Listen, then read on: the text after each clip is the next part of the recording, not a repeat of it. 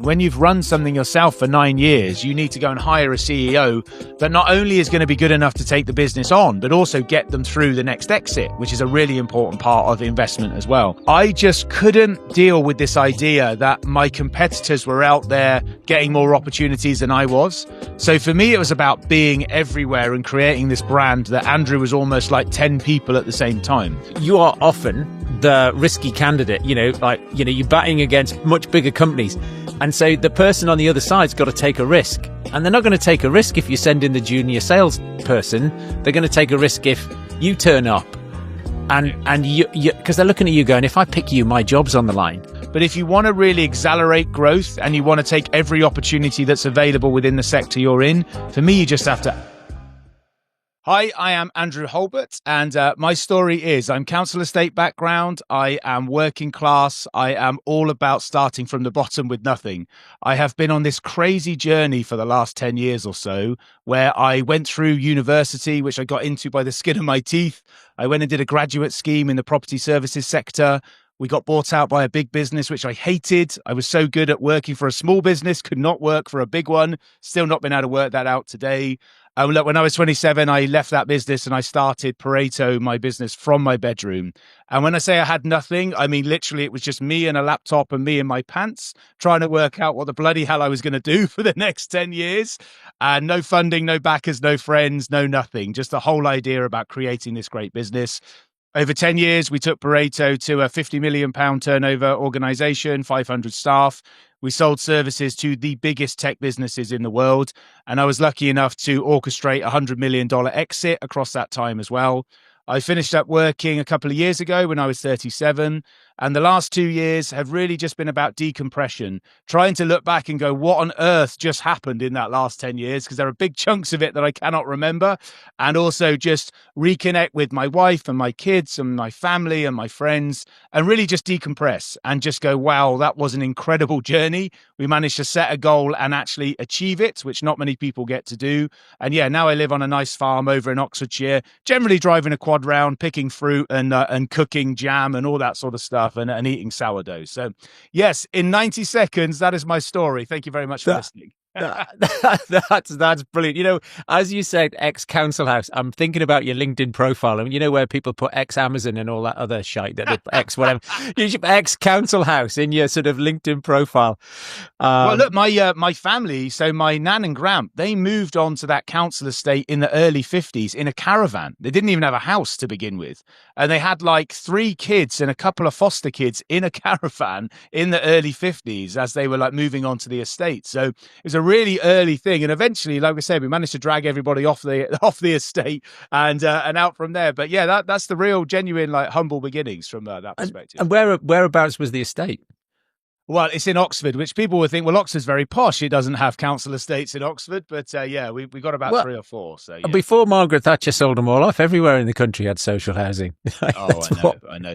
And what a great way, honestly, what a great way to build community as well. I honestly believe a core part of like my entrepreneurial beliefs and my business beliefs came from that community background. So like when I was a kid, every Sunday, my entire family would get together in a tiny living room somewhere and we'd all eat together. There would be like 25 of us in like a 4-seater bedroom, 4-seater living room. We'd all be eating hot dogs, and like my gramp would get us all like a bag of sweets each and stuff. But community is so important, and I am so grateful for my background. It made me a hard worker, and it made me want to do more for sure. So look, before we dive into some of that and unpick some of that story, what are some things that you think are true that the rest of the world thinks is bonkers, or the other way around, you think stuff that other people think is just ludicrous? I mean, if you've got all day, I could probably give you a list of 100 things, but let's go with 5. So I think let's go with social media wankers, number 1, and everything that they're doing wrong. Balance is bollocks, and that is one that I'm really fired up about. So I look forward to talking about that. Don't leave retirement until you're too old. Do it early, and I'm living that now, and just like it is an amazing place to be. Money does not buy you happiness, and even bright yellow McLarens definitely don't buy you happiness either. And I think number 5, which worked really well for us, you don't need a big marketing budget to make a splash and to create a name for yourself. There are many techniques you can use without loads of money. So yeah, they're the 5 things that I'm interested in today. Fab. Look, I'm going to start with the McLaren then. Say, why does owning McLaren not make you happy, or money more generally? I mean, the data says you get to about $70,000 of income because it's US data, and then it's pretty flat from then on. Yeah. But well, I mean, in the UK, you start earning like 123k, and you go into that very special tax bracket where you're paying 60% tax because they start fleeced. It's called the fleeced, the fleeced category. Is that what it is? Yes, look, I was very fortunate. I had 2 private equity exits in my time. The first one made me a millionaire and made me be able to buy my mum and dad their house, buy my sisters their house, buy my own house. I gave my dad £250,000 to retire. Famously, I went to Barclays on a quad bike and took £250,000 out in cash and then drove it to him and dumped it on the floor in a Sainsbury's bag. So I did all the nice things I wanted to do the first time I got my money. But the second time I was very lucky. We had a second bite of the cherry. We made a significant exit at that stage. And that meant I could go and do something a bit more frivolous. So I actually went up to Nottingham to buy a burnt orange Aston Martin DB12, I think it was. And as I walked into the showroom, on my left was this bright yellow McLaren just winking at me as I went in, a 570S. And you know what? I walked in, I'm not even going to test drive it. I'll just buy it. It was like 100 grand. I just 100 grand. Here's my debit card. I'll just buy it now. It's fine. And I didn't even test drive it. They turned it on in the showroom and I was like, sold. It's fine. I'll take it. So they delivered it to my house and I drove it around. Now, look, I'm a big guy. I'm 6'3" and 18 stone. If anyone's driven a McLaren, you have like bucket seats. You need the arse of like a supermodel to be able to sit within these things. I don't have an arse like that. I have an arse like a rugby player. So I couldn't drive it for that long because it gave me dead legs, which was dangerous. So yeah, look, I drove the McLaren round for a while and I just felt like a total fraud. Honestly, I just felt awful. Everyone was like waving and like doing the thumbs up as you go past. And I say it just reminded me of like the in-betweeners, like bus wanker every time I was going past. It just really sort of set me off. And then when you drove into London, people would step out in the street and take photos of you and all that sort of stuff. Now, whilst it's fine to feel like a celebrity for 30 seconds, actually, I wasn't about wearing my wealth on my sleeve. I'm still not now. I don't buy expensive clothes or all that sort of stuff. I just try and sort of do me and try and stay out of the limelight, which obviously having a bright yellow car didn't help. So yes, I sold it after about 6 months, lost 10 grand, the worst investment deal I've made since crypto in 2021. And yeah, I just don't think the key to happiness is not money and material things. For me, it's time. Money allows you to have time back, and having worked 100 hours a week for 10 years as an entrepreneur, being able to go back and just not have an alarm clock and have my daughter come in at 7 a.m, who's 6 years old, and cuddle me until we wake up and get ready for school, or like going for coffee with my wife after we've dropped the kids off. Those things for me are way more valuable than some wanker car. And yeah, that's really where I'm at the moment in my my psyche. And before we go on to retirement, which might be the next one, but why did you feel like a fraud, or what was that? It's a good question. Because is that because you don't feel? Is it your background? So like you don't feel like a rich person. So being a rich person or looking like a rich person is just I think it's probably a mindset thing. You know, when I was a kid, we had to earn everything. You know, we lived in a house and we had a roof over our head. I had amazing parents, but we had to earn everything. So if we wanted to buy some toys, we'd have to go to a boot sale and sell some of our toys to raise money to buy more. And that's true. That's the sort of thing that we used to do. So all of a sudden, driving around, you know, looking like potentially people thinking that you were someone special, that was quite difficult to come to terms with. I much prefer random shit cars. So I have a 1959 Series 2 Land Rover that has been completely refurbished with no roof, and it's bright purple and it's got big old wheels on it.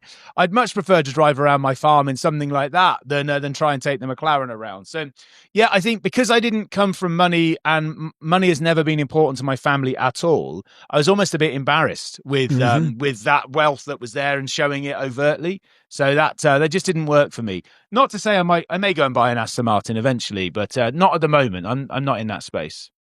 And so let's segue into the retired at 37 buyback time. And will you get itchy feet, do you reckon? Or tell me more about the buying back time thing. I think for me, like and I mean it. And anyone that knows me, I was genuinely on all the time. And in property services, which is what we delivered, buildings don't turn off at 5 o'clock and everything's great, right? You go throughout the night every single day of the year. And a big client for us was London and Whipsnade Zoo, and we've had that contract for 10 years or so. So look, animals, they don't care what time it is. If they're going to cause trouble, they're going to do it. And famously on Christmas Day, the reindeer escaped. Oh no, on Christmas Day, Santa let them out and they were running around on the zoo, which is a true story. I got a call on Christmas Day, say the reindeer are out. I'm like, it's fine. The owls will put them back. It's all going to be good. So for me, being on all the time, I could deal with it. And I am amazing at handling pressure. I may have not been a nice person, but the pressure was never going to break me. But I was able to handle it. So I've just found this incredible joy in being able to be present in the moment. And that's probably what I mean about retirement here. So when my daughter was about 18 months old, I remember I was at home with her and I was very rarely there then because I was always out and about. And she went and my phone wasn't in my hand. And she went and picked up my phone and put it back in my hand. She couldn't even speak. And that's because she was so used to me just being on the phone all the time. And it was a real moment for me when I've just thought, I've got this wrong. This isn't what my life is about. And it was one of the spurs to actually try and get the business sold and take a step back.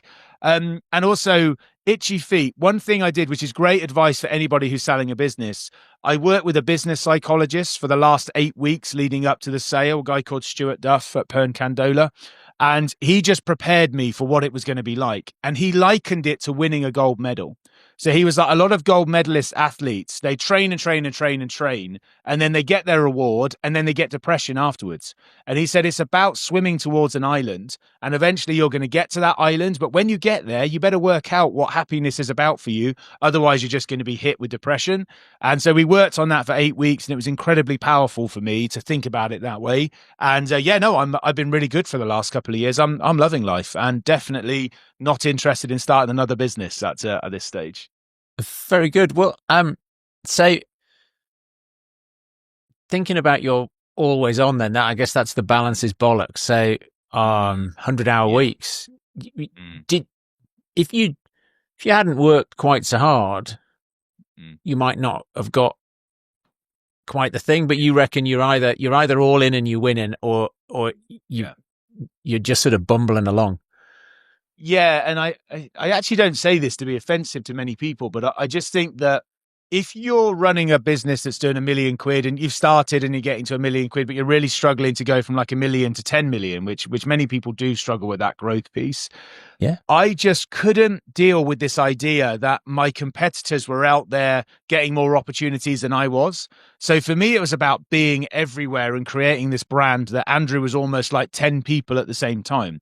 And I also talk about myself in the sales process as like an external person, because when I was in sales mode, I was a character and I was delivering as that character, as Andrew. It was a bit of a defense mechanism for me. So what I had to do was, people used to say to me, oh, you're so lucky being an entrepreneur. You can have a lay-in on a Tuesday. I was like, well, you can have a lay-in on a Tuesday, but then you're not out meeting people, networking, writing sales proposals, trying to find new marketing ideas and things. So for me, I just couldn't let it go. And actually, when I told my wife I was going to leave the business and start Pareto, she wasn't that keen on the idea, not because she didn't want me to do it, because she knew that I would go all in. And we've been together nearly 10 years at that stage. So I think like I have those tendencies to just do it, and like balance for me just isn't an option. Now, of course, there are people who have wonderful lifestyle businesses and some people can make that work. But if you want to really accelerate growth and you want to take every opportunity that's available within the sector you're in, for me, you just have to absolutely fucking grind. And I mean like every time consistently outperforming everybody else. And that's what worked for me. And I put a lot of effort into that. And, okay. The marketing piece, which you've mentioned there, what you said, you don't have to have big money to make a big impact. So what were some of the things that you did that look, this is real practical advice that people can use. So for me, we didn't have a marketing budget until we're about 8 years old, probably like 25 million, 30 million turnover at that stage. what we were doing was we were creating stories for us to be able to tell. So the way we did that was various things, but one of them was social value initiatives. So we do loads of social great things for people so that we could have stories that we could tell on our social media. So for example, there was this under 11s football team in a girls team in Abingdon. They didn't have their own football kit. They had to use the boys' kit unwashed so they could play their games. And I thought nobody wants to wear an 11-year-old boy's stinky kit, let alone another girl. So we said, how much is a kit? They're like 300 quid. We're like, crikey, buy a training kit, whatever. Like just actually do these things that's going to make it great for women in sport. So it's stories like that. And then, hey, you go and tell that story to everybody that you could possibly tell that story to. And the other thing that really worked was article writing. So in the property services sector, there are like 5 main magazines in what we do. It's quite a big sector. So I just canvassed all of the editors. I always made sure I knew who they were. I would write articles. This was before AI. I mean, this is a lot easier now. I'd write articles and send them to them and say, hey, if you've got any upcoming space for this sort of topic, here's a story that we've told. And we had over 150 articles published in the property press in the end. So every time someone was opening a magazine, it wasn't a full page advert on Pareto. It was a story that Pareto had written. And it just continues to tell those things. The other one, and finally, but really importantly, was awards. People are really nervous about applying for awards. We won over 50 in our time, and we still win them today for various different things. Could be entrepreneurship, could be ESG initiatives. It could just be the general business situation that we've been in. But for me, like external awards are a great way of validating your business and giving yourself credibility within the sector that you're in. And if you have a great brand that people want to get behind within the sector, generally they're pretty excited that you've won an award outside because you're promoting the sector that you're in as well. So for us, that worked really well. So doing social things so you can tell the story on social media, doing articles that are very easy to write now with good ChatGPT use, and don't be lazy with ChatGPT. You know, you need to use it correctly. And then, the final one is just awards and getting all those stories out there. And that is free, most of that I've just said. And you can go out and create that. I think we followed a similar strategy at other businesses I've scaled. And one of the other things which you don't mention is that your competitors fucking hate you because they see you everywhere. They see you everywhere. And so they, the employees, everybody just hates you and your firm because it's like, why is our marketing so shit? They're everywhere. And it's like a 6-pointer in a relegation game. It's just brilliant. Outthought, outmaneuvered, outworked. It's like you were in. It's like you were in the room. I'll give you a real example. This is a true story. So I was a big donut guy, right? I love donuts. It's partly why I got 24 stone at one point. So I was eating donuts. And in 2019, we spent 25 grand on donuts, which may have not been the right thing to do as a business, but that was our strategy. But every single time, and I mean every single time, if I was going to a client pitch or a client walk around. So in our world, we had to walk around buildings so we could price them up, and we'd all walk around together with the competitors. Every single time, turn up with a box of donuts with their logo on. And here's the extra little hack. You always get a vegan and a gluten-free option as well. So you can imagine I'm walking into a room of like, say, 20 blokes that are all like in their hard hats and high vis and their big boots and everything. And I'm like, hi, guys, you want to have a donut? I've got the client's logo on these donuts. You want to do it? And you just create like this noise in a positive way. People fucking hated it, Dominic. They hated it exactly like you just said. And Andrew, as the character, I was always so nice to everybody. I didn't have any enemies. You couldn't say anything bad about me because I was just sort of doing all these nice things. But all these like little subtle hints on all these positivity things and being seen for being different. And I still haven't met someone who says, oh, do you know what? I don't really like donuts. Generally, people like donuts, especially if they're one of those different ways. You said, I'm putting on, it's a persona. Andrew, the sales guy's a persona. I think it's a defense mechanism. Is that against a hatred of sales, or? Oh well, yeah. Or do you appear to be an extrovert, but you really are an introvert? What's the? Yeah, I tell you what, the business psychologist couldn't work that one out. I think I need a lot more therapy. That doesn't work that. No, look, the reality for me, it actually was a defense mechanism against criticism. So let's say I was to go into a pitch and it just fell flat and they didn't like it and they didn't like me and they didn't like that. It was very easy for me to go, well, do you know what, Andrew, that's not you. When you get back in the car and you go home, you're a different person than you were in that room. And look, business is a lot about negativity. It's about constantly just taking negative shit happening all the time. And I think that was a real way for me to just go, yeah, that's Andrew over there. If you don't like Andrew, that's cool. Like that's not me personally. Okay. And there was one occasion, I can't use the brand because it's such a high profile one, but I did a pitch and they absolutely hated it, right? They hated me and they wrote a letter on very formal headed paper. And they said I was skittish. They said I was unprepared. And they said basically said I was terrible. Now, look, I've sold 250 million pounds of services to big tech businesses, right? Very rarely did I get this feedback that I was a total disaster. And because it's on such formal paper, I've got it in my office in a frame because it's like, and I've highlighted where the negative feedback was. Now, that opportunity actually came back round again because the provider they put in didn't do a very good job and we got another bite of the cherry. Now, I didn't put myself in the pitch that second time because why would I? They didn't like what I said. So I took an air traffic controller with 30 years in the RAF experience who always wore a suit and tie, and I put him in that pitch and we won. And we won that contract even after we had the negative thing. And it remains a fantastic contract for Pareto. And it's absolutely true that actually you just need to understand in sales who's on the other side of the table and what story are you telling. And the great ability of sales is to change your story almost eyeball to eyeball, conversation to conversation, and quickly work out on the other side what are they interested in and what are they not interested in. And most of the time we got that right. Let me interrupt the conversation just for a minute because I don't want you to miss this. My new book, Mind Your Fucking Business, is out on Amazon. If you're thinking yet another business book, I think you're wrong. This is actually a blueprint to cutting through the noise and achieving unparalleled success for you. It's based on 10 years of business coaching, spotting similar problems that people have had and coming up with real world solutions.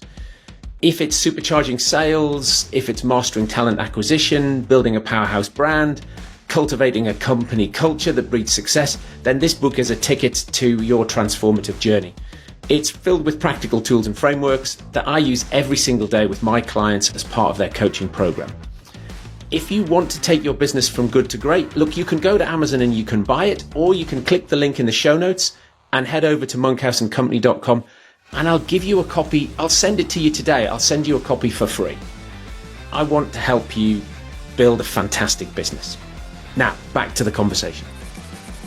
I know we've got one we haven't spoken about, social media wankers, but before we do, I've just that all the way through, all the way to exit, you were still selling. Yes, because I just wrote a blog post this week, which is, so often I meet founders who go, I need to hire some salespeople so I don't have to do selling. And that eyeball to eyeball thing is, you are often the risky candidate, you're batting against much bigger companies. And so the person on the other side's got to take a risk. And they're not going to take a risk if you send in the junior sales person. They're going to take a risk if you turn up and you because they're looking at you going, if I pick you, my job's on the line, right? We get some building shit done, but that's like that's not important to me, really.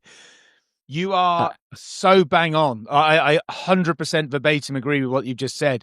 In our sector, so look, I was competing against businesses 300 times our size, right? Billions of turnover. So then Andrew turns up with his donuts and his rainbow laces and says, hey guys, do you want to listen to me for 5 minutes? But actually, so what that meant for us was that we were very, very different. And you are 100% right. No one loses their job for putting one of the big boys into that job, because in property services, because it's statutory compliance, you have to choose somebody to do it. You can't not do it. So they always had to make a choice, and that was a good thing.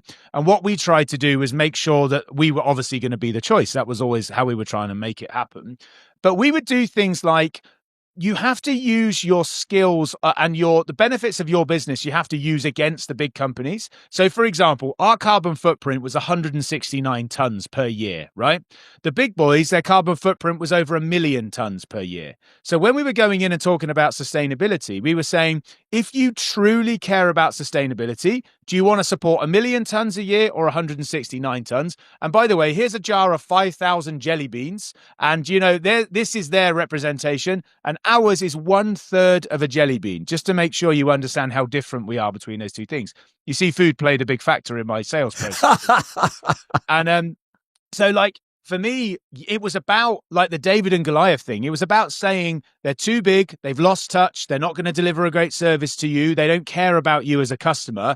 Look at this amazing journey we're going on. We do care about you. Let us grow with you. And when you're in big tech businesses, and I mean like most apps on your phone we were delivering to, it was that sort of level of customer base. They care about that stuff. They love giving the little guy a chance because they believe anybody can change a light bulb. It was all of those like amazing other things of like the social value that we did and the journey we were going on and the tech we were using. They wanted to be part of that and support us. And that we grew contracts from like 100,000 a year to 5 million a year. That's absolutely true. By going on these amazing journeys, we went into 7 countries in Europe. Found myself in bloody Romania and Bulgaria more times than I would like to say. But yeah, you just need to find great businesses that want to take you on a journey, and that can be very, very powerful. And the big companies and the competitors, they can't get anywhere near that because they can't deliver that. Yeah. And then this last one that you think is this people on social media telling you what you should be doing. What is it about them that drives you nuts? I just want people to understand that just because you have a great big social media following and it looks like you're really successful, you're not, right? And people who are starting out and, my TikTok account has 280 followers today, like I'm really getting out there in terms of growing the social media base. But it's very easy to look at people on social media and go, wow, isn't their life amazing? But it is this whole generation of we only tell the positive stories on social media about what's going on. We don't tell everything that's happening behind the scenes.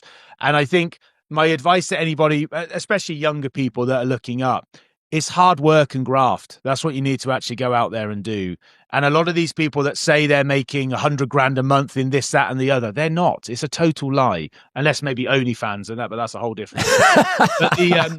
But yeah, and actually, as someone who sat here and sold businesses for $100 million, literally, I can tell you, it's not quite as glamorous as they make out within there. So I just think on social media, try and find people that feel a bit more real and authentic, who will tell you about the negative stuff that's going on as well. Because, my story is amazing and the 10-year journey is amazing. But do you not think I felt bad when I didn't go to my kids' nativity play, or I didn't go to parents' evening, or I missed things when I should have been there and I should have been there and I wasn't? Those things still play on me now, even as a more mature person. So actually, that's why I'm so driven to try and fucking enjoy everything as much as I can in this short period of time. And if anybody knows Maslow's hierarchy of needs, I really feel like I'm in this level of self-actualization at the moment, in terms of I'm so grateful for those really small things. Just going back to that money doesn't buy you happiness point. Going to my mum's and having a cup of tea and having a chat is one of the best parts about my week. And that may sound really boring, but I love it. And being with my kids and doing their homework with them or taking them swimming, that's power. That's wealth for me. That's where I want to be. And all the social media wankers, they're great, but you can have it back. It's not what I'm interested in. And actually, I love my family more than I love them. And I think just a word of caution that don't believe everything you see on the internet, because it's not true. I think it was easier to be an entrepreneur in my father's generation, because basically they just had kids. My dad watched me play rugby for the first time when in my 40s, right? He had never seen me watch play. And my mother said to me when we came back, she said, "Did you play rugby?" It's like twice a week, every week. You must have washed my kit and bought my boots. But, just no interest at all. It's totally, totally different. I even go back to my own dad. So my dad was a factory worker for 46 years. So he started at the age of 15, and until I gave him the money to retire at 62, he was in the same factory every single day, which is almost incomprehensible for some people to think about doing that as their career these days. But he was out the house at 7 and he was back home at 7 o'clock at night. He was a 12-hour-a-day guy, 5 days a week. But on the weekend, he was an entrepreneur because my dad's incredibly great with his hands and making things and installing things. And so he used to install alarms on the weekends on people's houses. And early doors, he used to cut out wooden dinosaurs and then he'd go to boot sales and sell them and put the little stickers on them with the name. So like early customization stuff in the 90s before any of the AI stuff you have today. So actually, although I don't consider anyone in my family as being an entrepreneur, there's been hugely entrepreneurial traits within the family, and predominantly because they didn't make enough money from the 2 low-paid jobs that they had, my mum and dad, to sustain 3 children and a house. They had to then do additional things to try and top that up to make sure that it was possible to keep going. And so there were points where my mum had 3 jobs and my dad had his day job and 2 side hustles at the same time. And that is entrepreneurship, ultimately. You do what's needed to make it work for your family. And yeah, I'm incredibly grateful for that, even more so now in the situation we're in.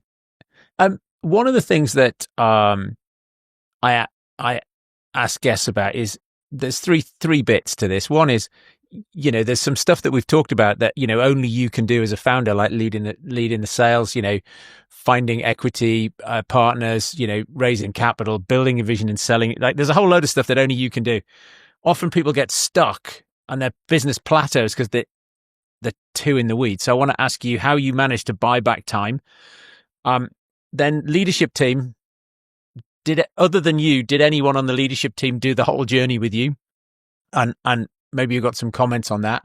And then systemization, which we may or may not get to depending on time. But I think the leadership and you freeing up are intrinsically linked. So yeah, they're probably the same point in there. So look, one of the things I'm very, very proud of is in our time, we hired 15 senior leaders into the business, and we did not lose a single senior leader in the 10 years that I was CEO of the organization. Everybody, I personally hired them. I personally interviewed them. I wasn't a CV guy, as you can imagine. I was like, forget the CV. Let's go and have a burger. Back to food. Let's go and have a coffee. And actually, just tell me about you. And I always used to turn it around. I was like, why do you want to come and work here? Like, I know you can do the job, but why does my job work for you rather than why are you going to work for me? I was thinking about it the other way. That was very powerful. And look, so everyone came on the journey. Everybody. And they joined at various points. So no one was there from the very, very beginning because I was there on my own. But yeah, maybe Bill had joined maybe 18 months in, something like that. So he was there for like 7.5 years of the journey. And then we just had various people join throughout that time. And so was your exec team 15 people at the end, or was it? Yeah. So at the end of when I exited, it's bigger now. But by exec team, we had a sweet equity pot. So basically, just in terms of how you bought back time, from starting off until we got to about 20 million, we did not buy back time. I did absolutely everything. That's about 200 people? Yeah. So yeah, probably 150 odd people, 200 people, that sort of level. So until then, it was me. I did 7 jobs, like easily. And I had a great guy, Bill, who was my finance director, my IT director, my compliance guy. He did absolutely everything else. After we sold to our first private equity, which was NVM, we made about £20 million out of that deal. We then raised a sweet equity pot of 20%. And that 20% sweet equity pot went to those 15 individuals that I just mentioned. Now, some of them were already on the journey. Some of them joined shortly after that journey had occurred. So we were able to incentivize that senior team to be part of what we were doing into the future. And that's partly why we were able to retain. But we've been running the business for 6 or 7 years before we created the sweet equity pot. And that sweet equity pot at the exit went on to be worth a significant amount of money that was split between them. And they were able to do things like buy their houses and get their dream cars and all the stuff that people who are just on normal salaries in normal jobs are able to go and do, which was an amazing thing. But I think for me, without that, it would have been harder to attract some of that talent to the organization at that stage. So every role I was trying to do, so like one was marketing, one was like project management, one was in the commercial side. We started to hire great people in so that they could take those duties off me. The other important thing was after we did the first deal, I effectively led a management buyout to run the second deal again. So I was the main shareholder again, and I ran the second deal. But I knew at that second exit, I wasn't looking to be here after that exit because I'd done my time and I'd worked very hard for it. So the hardest role was finding a CEO. So you Yeah. can imagine when you've run something yourself for 9 years, you need to go and hire a CEO that not only is going to be good enough to take the business on, but also get them through the next exit, which is a really important part of investment as well. So we scaled high and low for that person and we found someone and we managed to do it. And they were with the business for a year or so before we exited. And it was really successful. But look, that was a hard time for me because everything I'd built, then I was taking a step back from. They weren't doing things the way that I would have wanted to have done it. But look, Andrew, you made your choice. You don't get to make those decisions any longer unless you want to come in and run it. And I was not a CEO that wanted to exit and then come back in again, as many CEOs do, especially founder CEOs, because they don't like how the business is being run. That wasn't for me. And so, yeah, it was all about hiring great people and making sure that I understood the reason of why it was going to work with us. And the sweet equity was just a positive kicker on addition to that as well. And what was some of the, sort of thinking about Bain and, their work, looking at sort of founder mode, what sales is one of the things. What are some of the things that even at the end or towards the end before you hired the CEO that you were still, this is worth my time. This is leverage for us. I'll go back to that marketing piece. I had created a brand for myself within the sector. So I also volunteered for the Institute of Workplace alongside what I was doing. And I ran a charity called Tomorrow Meets Today as well. So I was doing quite a lot all at the same time. And but what that meant was I had real authority within the workspace sector. So my brand was very valuable for continuing to raise brand awareness. And in a stat we have in 2022, there was an external survey done on the sector around the top 10 brands within the sector, and Pareto was number 6. So we had businesses 300 times our size, which is true, and we were the 6th most recognizable brand within the sector with no marketing budget and no scale to us whatsoever. We're only like 40 odd million at that stage. So I think for me, it was just about telling the stories and being out there and doing the networking and writing the articles and the consistency. And the consistency never goes away. And the awards and stuff, it was all about being everywhere. Just a point on networking, which I think is a really valid point. People think networking is running into a big room going, oh, here's my card, here's my card, here's my LinkedIn, here's my card. It's not what networking is. You need to go and network with people and chat to them and make a connection with them and not try and sell anything to them so that when they maybe need your product or service, then they contact you and go, remember we had that chat over that glass of red. And the most powerful networking time is after the event when people are walking back to get on the tube or get on the bus or whatever they're going to do. Those 30 seconds of interaction when you are walking to the tube station or the train station or to the taxi or whatever, that is the valuable time because everyone's dropped their guard. They're not in a formal situation any longer. And you can just talk about your kids or family or whatever it is that people are now going back to, which they've sacrificed because they weren't there. That's a really powerful time to be around. So make sure you hang around for that bit if you're networking. Fab. And what books should people read? Well, I'm not really a reader. There's a couple of reasons. My attention span is 0. That's the first one. But also, secondly, I really struggle to stay interested when I'm reading. But I will give you 3. I have 3 ideas of books that people can read. Number 1 is The 4-Hour Work Week. And what I love about that book is he never works 4 hours in the book, which is quite wonderful, really. I mean, the whole thing is a lie from the very beginning. But what he does teach us is that you're a very expensive resource, so you should be hiring other people to do things for you rather than doing everything yourself. And I think that is good entrepreneurial advice as you're growing. I just want to chip in because I've got a thing that drives me demented, which is so many times. Did you have an EA? I did not have an EA. No. You see, I do you know what I thought you might not, right? Because there's something about. I think it's part of this mindset with money thing or where you come from. But there are lots of people who don't have an EA and then they're doing $30 tasks or £20 an hour tasks. And it's like, what? Yeah. Why did you not have an EA? Yeah, I was too much of a control freak. I'm an upstart. No one tells me what to do. I wasn't. And look, this is my own hang-ups. I couldn't trust anybody to do it to the level that I was going to do it myself. Okay. Okay. It's an insecurity thing, a part of the psychology stuff that I did with Stuart as well. But also, I just think I'm the fucking best at everything, and I genuinely believe I am. And yes, there's an ego point to that, but also, I I didn't want anyone to let me down. I didn't want to blame anybody else for like something not happening. And let's just say we had this amazing sales opportunity and they asked for a meeting. And for whatever reason, the EA messed up the meeting and I went at the wrong time or I didn't get on the call and we missed the opportunity. That would eat me alive that we missed that opportunity. I would not be able to forget that for a long time.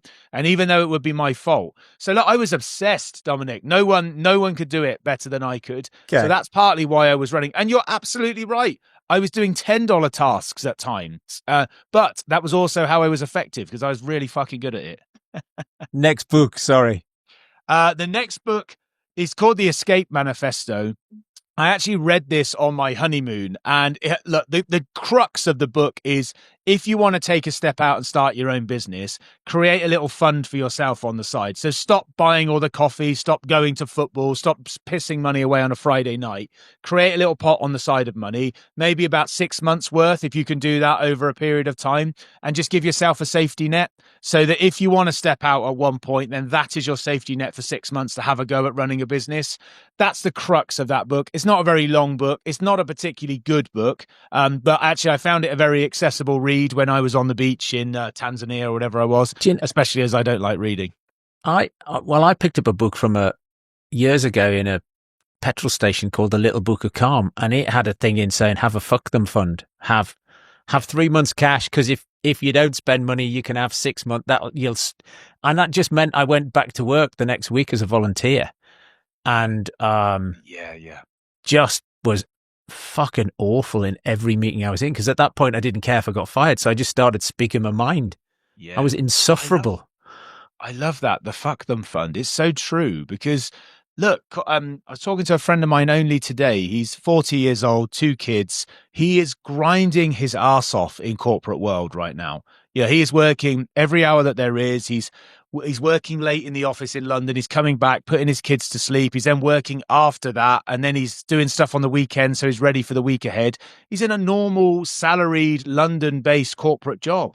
I'm like, mate, what are you doing? Like, you can do this for yourself and make a whole lot more money. And he's sacrificing time with his kids now because he's not able to give it towards them. And that's really getting him down. And I'm like, you are living like most males in their 40s. You're living the challenges that they all have, that actually there isn't enough time and you have to make sacrifices. But my whole point is if you're going to make fucking sacrifices, make it for yourself, not for someone else, because actually that's the opportunity of entrepreneurship.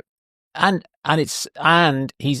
so many people are in that position. And that's where, in the UK, certainly it's not like 21-year-old kids who've come out of Cambridge, it is people in their 40s who go, I've done this forever. I could do this for myself. Totally. Yeah. And actually, I think once the kids get a bit older and you sort of, they start thinking for themselves a bit more and you're not needed as much in terms of that day-to-day interaction, it's a powerful time. Do you know what I've come to realize? When I'm, say, 55 years old and the kids have flown the nest and they've gone, I would be an amazing entrepreneur again at that stage because you have all the knowledge. You've chilled the fuck out for 5 minutes in terms of like calming down. Your kids have gone off the nest. So you've actually got a little bit more time properly within your day and you're a bit calmer. Pareto, people always thought we're a very young business because we're very sort of vibrant in our approach and in our marketing. Actually, half the people we were hiring were over 50 because I really like people at that age because they were experienced, they were calm, they'd been through it all again. They weren't necessarily trying to change the world and they'd made all the mistakes in their 20s and 30s and started to mature in their 40s.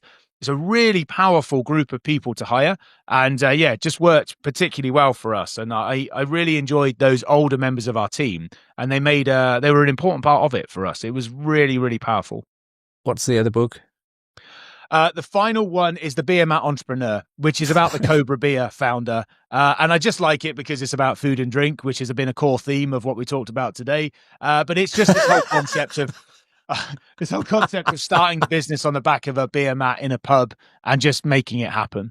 And I think that's incredibly powerful. And for me, just make it happen. Just start. Just go out there and do it. There's nothing that's stopping you. And if all these great businesses can go out there and make it happen, you can. No one's special in any of this. Just fucking give it a go. I just think everybody needs to try if they can. I've got one question to finish with, which is, if you think back to the school that you were at in Oxford, that council estate, how many of them escaped? Just you?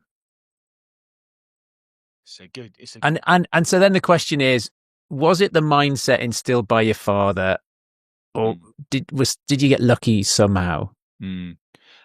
Yes, that's a deep question. Look, before I was the age of 16, I hung around with the wrong crowd, if you like. So I was in all sorts of trouble by the age of 16, including knife crime and theft and bad stuff.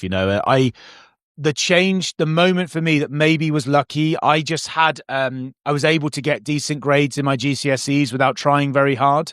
And I got into sixth form, and almost exclusively all my mates that I was from that life from, they didn't. They didn't go. And then I got into sixth form, and then group. Yeah, my friendship group was a load of middle-class white guys who were all going to go to university, and they had aspirations, and they had two parents, and they'd never been in trouble with the police, and the bikes they rode weren't stolen bikes, and all that sort of stuff. Right? And actually that became my friendship group. And because I've always been incredibly organized and very gregarious and outgoing, then for 2 years in sixth form, all I did was organize parties at private school girls' houses on Friday nights. And this was before WhatsApp and before the internet and everything. So we just had an amazing time. But that was the change for me. When I left those people behind, when I went to sixth form and they didn't, my life sort of changed at that moment, and my aspirations changed as well. So I don't know where they all went, and we don't have the joy of knowing all of our friends as we get older. But I feel like I was one of the lucky ones. If I hadn't have got into sixth form, there is no way I would have gone on this journey. I'd have been having a baby at the age of 16, 17. That's what would have happened to me. Working in the factory with your dad. Absolutely right. Yeah. Andrew, it's been fab talking to you. I haven't laughed this much in a long time. I've got a sore jaw. It's been brilliant. Thank you for coming on. Thank you so much for having me. I feel I've sworn an awful lot in that video, so maybe put a swearing blooper at the start. But no, really appreciate the opportunity, and you're fantastic host. Thank you, Dominic. Appreciate it. Next time. The world is changing. There's, I call it a cataclysmic change. Every single thing that we feel, touch, see is going to change and is changing. We've got to empower entrepreneurs, we've got to empower governments, and we've just got to cut some of the shit out so that other people don't have access to it. Be very aware that you're going to lose people, and you're going to lose good people on the journey. If you're totally passionate and you are trying to do something that nobody's ever done before, it's difficult for people to come with you on that journey, because they can't push as hard as you want to push. The average person on the street cannot comprehend a total lifestyle change or a total system change. It's too hard, it's too big, it's not for them, it's for us. What have you got on the horizon that you think will impact growth? I think if you